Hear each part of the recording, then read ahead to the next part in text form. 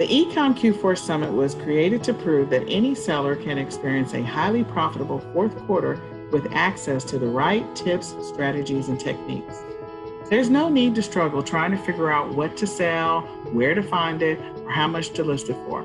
The summit covers everything from sourcing to listing to marketing and streamlining your operations. It doesn't matter if you're selling on one platform or multiple platforms like Amazon, eBay, Shopify, Walmart. And it doesn't matter if you're a new seller or an experienced seller. The information in the summit will help you get sale after sale after sale after sale during the busiest shopping season of the year, if you take massive action. So welcome to the eCom Q4 Summit. Hello, this is Nicole Whitlock with the eCom Q4 Summit, and today's key feature speaker is Ashlin Hadden.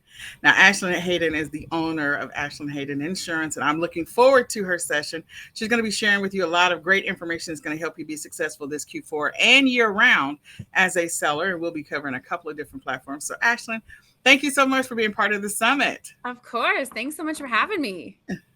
All right. So, if you want to do a quick introduction about yourself, and then we can go straight into your session. Okay.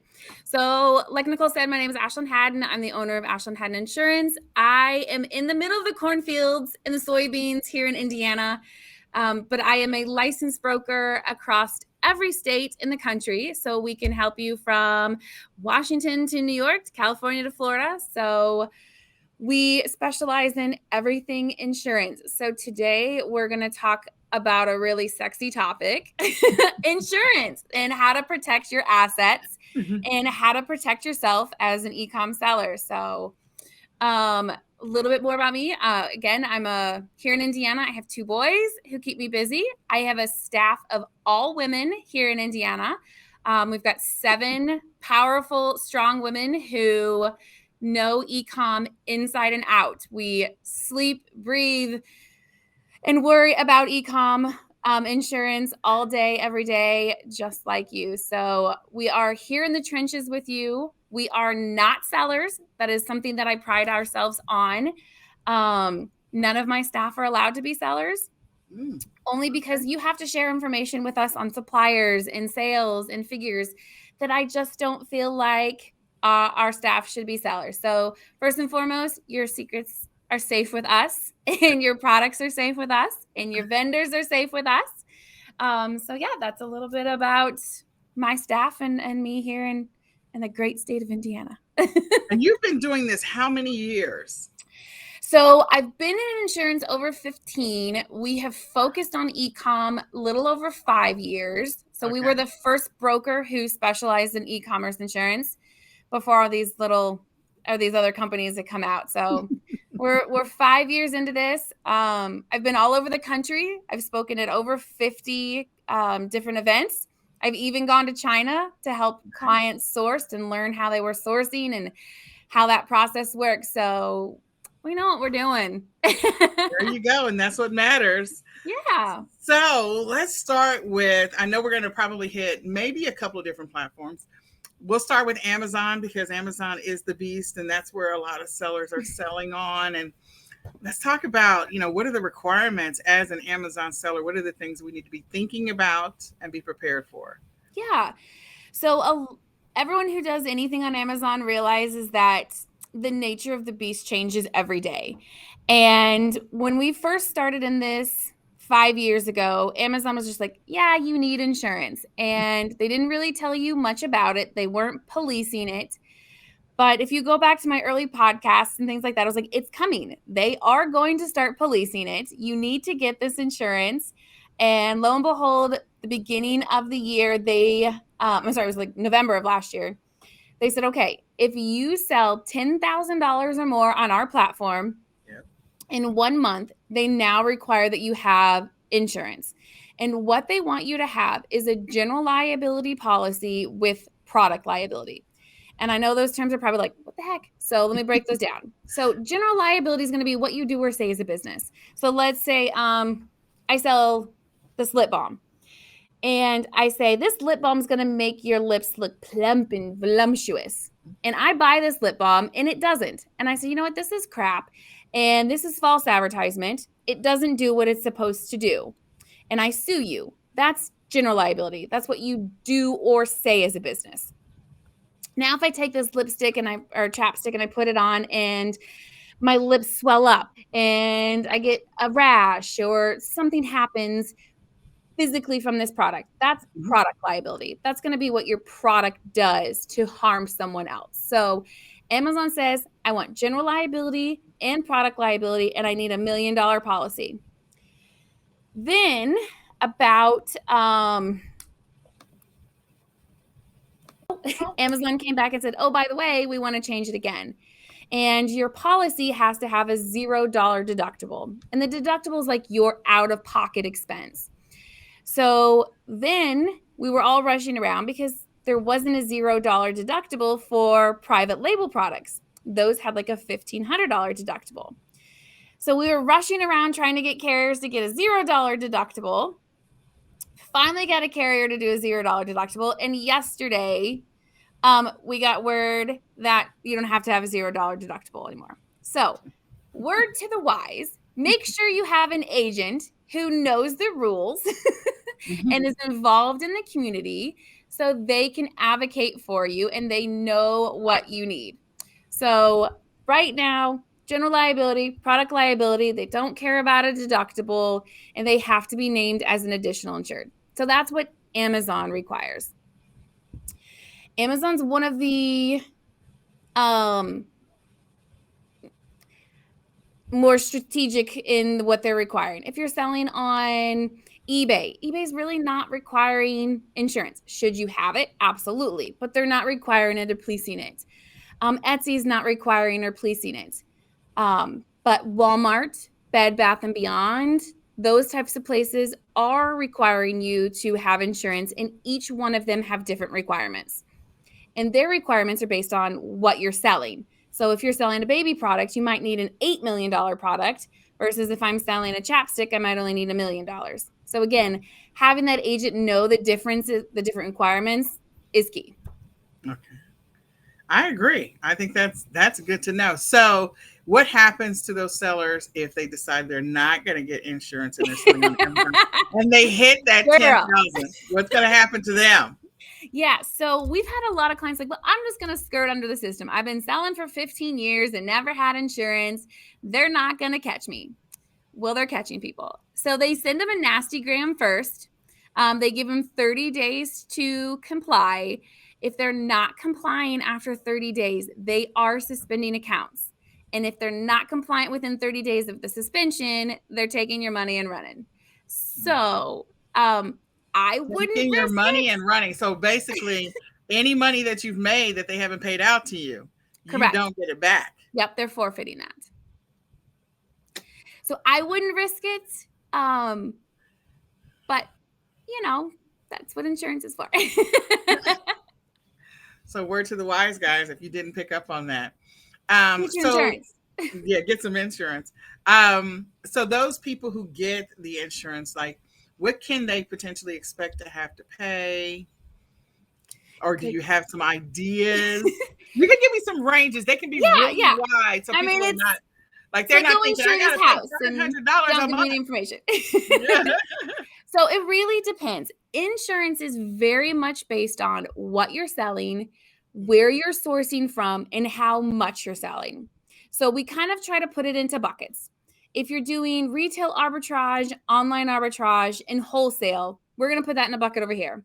If you're doing white label, private label, we're going to put it in a bucket over here. So if you're doing retail arbitrage, online arbitrage, and wholesale, your prices are a heck of a lot cheaper because the risk is lower. Because I'm not the Maybelline owner. If I get sued, we're going to go back to Maybelline. If this is my brand and this is Ashlin Hadden's chapstick, I now am the brand owner. I am now responsible for everything that happens to this product. So 2 different buckets. If you're doing retail arbitrage, online arbitrage, and wholesale, typically prices, again, are based on your sales. So don't come at me at like a $3 million sales and say, well, Ashley, you said it was $500. Depends on how much you're selling. But typically, new sellers who are not selling more than about $250,000 a year are in that like $400 to $600 a year range. So it's super, super expensive or super, super inexpensive. Yes. I mean, that's 1 hour of an attorney's time. So Yeah. it's super inexpensive. Now, as you continue to grow, it's based on your sales. So the more you sell, the more your premium goes up. So you could be maybe $1,000 if you're doing $1 million in sales, something like that. And that's $1,000 for the year. For the year, correct. Mm-hmm. So again, it's super inexpensive. But if you go to the private label, white label section, the prices range from $700 a year to, I mean, we have somebody doing $70,000 a year because they've got a baby product that's ingestible. So again, it depends widely on what you're selling. So I always say get a quote because it's really going to depend on those three factors: where you're selling, or how much you're selling, what you're selling, and where you're sourcing from. Products built in the US are going to be cheaper than products from China. Unfortunately, that's just the risk of it. Okay, that's good to know. What about print on demand? Print on demand is not considered private label or white label in the insurance eyes. That's just resale. So those typically are in that like 500-ish range. So it's really, again, really, really inexpensive. Okay, all right, that's good. And it's easy. It's so easy. So, oh, that is good to know. That is really, really good to know. So, other platforms, you said like eBay is not really requiring it. What is Walmart doing these days? So Walmart is requiring it before you even can get on the platform. So where Amazon's like, all right, we'll let you on, and then we'll ask for the certificate of insurance. Amazon won't even let you on typically without the insurance. They do 5 categories. So there's a category 1 through 5, and each one of those categories has a different limit. So you could have $1 million limit up to a $20 million limit. And again, it's based on products and what your product category is. If it's going to plug into the wall, you're automatically going to be in that higher risk category, and they're going to want more insurance. So it depends on what you're selling. What you're selling. So on Walmart, if you're doing a variety of different products, in other words, you're doing retail arbitrage, which is a variety. It's not like one specific. I mean, you might have a niche. I mean, you could have a niche.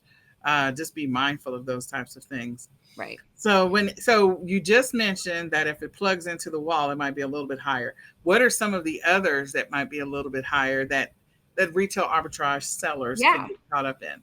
So not only just retail arbitrage, but across the board, there's my top 5 categories. I always say stay away from unless you're making bank on them because they're super high risk. So anything that goes on the body. So that's going to be your topicals, your creams, your makeups, those types of things that go on a human body. In a body, your food, ingestibles, supplements, those types of things that are going in the human body. That does include in the body in other places besides in the mouth. Okay. Sexual wellness, that's considered in the body. For a pet, so anything that is going in the pet's body, so a lot of people are doing the supplements for the pets, tick creams and those kinds of things. Like a dog collar will be fine, but anything that's going in the body for a dog or any type of pet. For a child, anything for a child is automatically going to be high risk unless it's like a baby book or something like that. Binkies, blankets, bibs, high chairs, cribs, stay away from. It is not worth it. There are so many claims on baby products. For some reason, we like our children and we sue like crazy over baby products.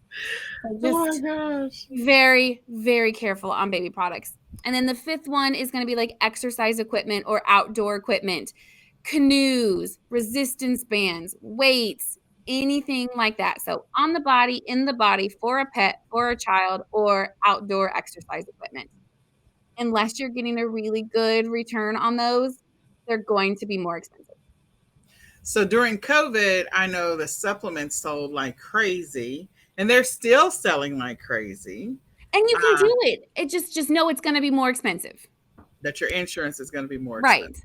Like you're looking at a minimum of $1,500 probably for a supplement. Again, depending on if it's been FDA approved, where it's coming from, where you're sourcing it from. I mean, you could be in the $10,000 range very quickly for a supplement. So just make sure it's worth it before you go and just pick up a bunch of stuff. On the retail arbitrage side, don't make it majority of your store. If you're picking up product from like GNC or Walmart and Walgreens and things like that, it's okay to pick up a couple of them, but it can't be more than 15% of your store. If it becomes more than 15% of your store, then you're considered an online pharmacy, and that's where you're going to get back into that $1,500 plus range. Keep it low, pick up a couple, don't make it the majority of your store. All right, that is a good tip. That's a good tip, guys. So baby stuff, like baby's clothes, well, I want to say bibs. So baby's clothes, onesies, the shoes, the socks, that's like fine. all those are all fine. Those Nothing with okay, because there's a lot we get into with baby is like the bibs, and I know people are like, well, it's just a bib, but there's been several claims where the bib has gotten stuck in something and has strangled the child, and that clasp hasn't come off or the Velcro hasn't come off, and babies have passed away. So anything that goes around the neck is just super, super risky. Blankets, because of SIDS and things like that, are really, really high risk also. Wow, I would not have thought. I mean, I thought about SIDS, but I didn't think about immediately blankets because wow, okay. And I'm sure like all the other things like the pacifier and all the bottles and stuff like that, like all of those. So if I were to sell, let's say the liners that go inside of bottles. Retail arbitrage, probably. We would worry about the like what's that stuff? BPA stuff if it was private label. Okay. All right. Good to know. To make it worth it. Make it worth it. Sure the ROI is great. Make sure the ROI is great. Okay. So clothing is probably, for the most part, okay for everybody, whether it's private label, white label, or retail arbitrage. On demand, that stuff's fine. That's all good. Print on demand, yeah. And then probably shoes, for the most part, are probably okay. I maybe stay away from high heel shoes. I can see the risk there. Yeah. So see, you're thinking like an insurance agent. I love it. Ironically, I used to get it.